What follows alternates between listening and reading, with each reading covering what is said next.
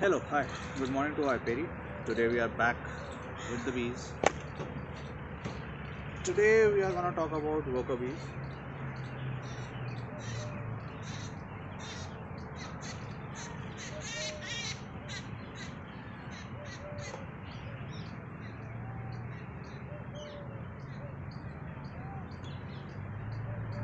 So, nearly 99% of the bees in a box are worker bees.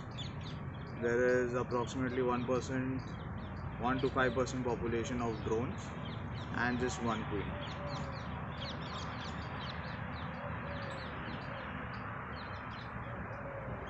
So, these all ladies over here are worker bees. As you can see, they have started to seal off the honey. They are all right now working on dehydrating the nectar. Nectar is down here. The nectar will then start dehydrating and going up towards the honey portion. So when it is sealed like this, you can see closely, sealed like this becomes honey. So if I puncture this, there's all nectar coming out.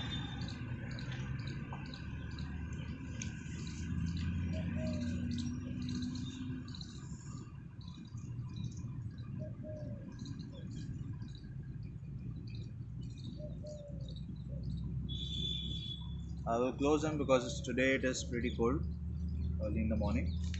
So let's not make them cold just because we need to talk on a video.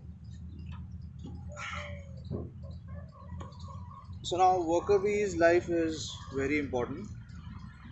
This one has frozen due to frostbite at night and died. So yes, frozen from the top, it's like a stone. So worker bee's birth cycle is around 21 days. In these 21 days, she changes from an egg to a larva, then a pupa, and then she's born. So all these stages happen at the same point and they keep developing through the stages.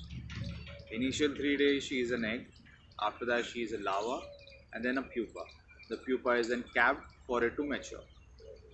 So in 21 days more or less a worker is born.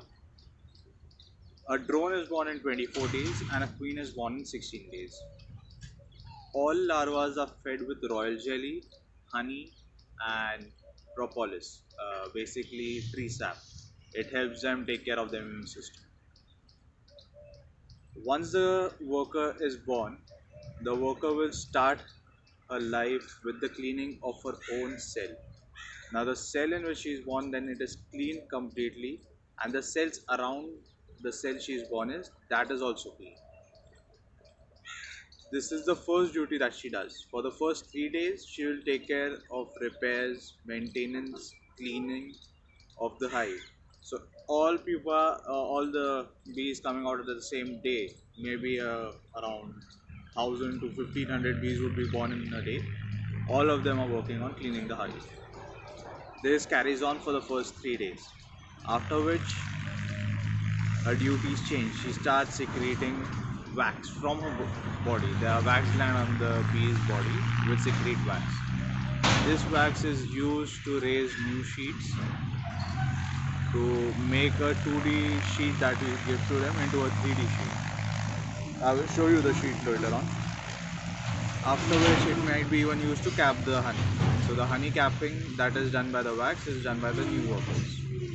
So these are the initial works of the bee. After which she goes into foraging duty. So foraging duty is of getting nectar or pollen from outside. This is one of the toughest jobs. Before this, she is into guarding the hive. So a bee would be at the entrance of the gate. She would be guarding the entrance and preventing any bees from any other colony to enter. How do they differentiate between the colonies? Is basically the queen has a pheromone. She gives a scent to the whole hive. This scent is then passed on from one bee to another. So all the bees of one colony will have that scent. Now that scent defines the colony. So if a bee coming back from outside does not have that scent, then she is attacked by the guard bees. After this, the last duty that a bee has to do in her life is to get water. Now, getting water is one of the most toughest job out there, because as soon as the bee gets wet due to water, she will most probably die. There are very less chances of survival. Reason being, the wings get wet, and after the wings are wet, it is very hard for her to fly. So these are the bees that we need to know the most about, as these are the ones that are getting us all the work done. The honey, the pollen, the nectar, everything is made and done by them. They are the actual workforce of the beehive, and that is the only bee that will determine the size of the colony, how strong it is or how weak it is. So the so this is how a worker bee works. Now worker bee sometimes also starts to lay egg, but she is an unfertile female, so the eggs are not laid properly. When a colony reaches to that kind of situation, most probably the colony will die or end. We can do things to prevent it from happening, but once it has happened, then there is a long procedure for us to recover the colony. We might have to migrate it a couple of kilometers out, dust all the bees over there. The whole box has to be unloaded at that location. Then the whole box needs to be brought back to the primary location. What this does is, when the worker bee that has started laying eggs becomes heavy, she cannot fly, and we do not want her in the colony. She might not be able to fly back to the current location of the box. This is one way to salvage whatever we can from a laying worker colony.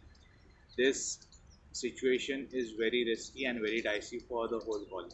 This happens generally when the workers are unable to create a new queen or do not have sufficient time to create it. Thank you.